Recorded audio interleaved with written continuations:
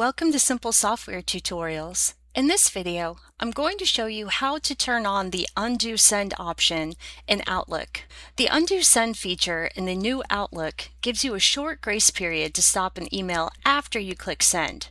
It doesn't recall the message from someone's inbox. Instead, Outlook simply delays sending it for a few seconds so you can cancel it. It's a simple but very effective safety net, especially for catching typos, missing attachments, or those "oops, wrong person" moments.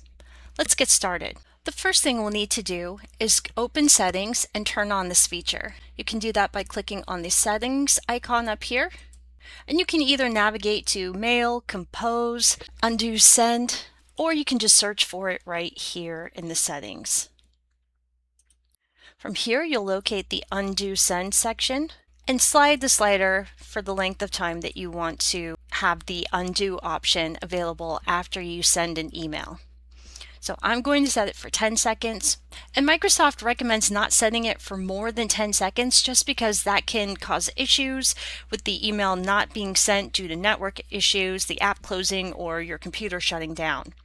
So we're going to go ahead and set that to 10, and then click on Save, and then now Close. So now Undo Send has been set up in Outlook.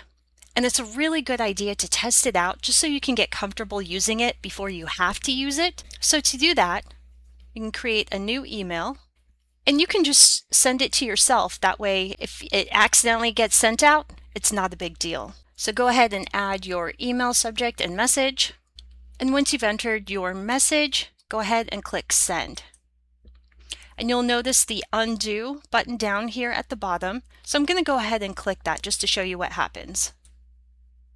So I clicked Undo, and the message returns to draft status.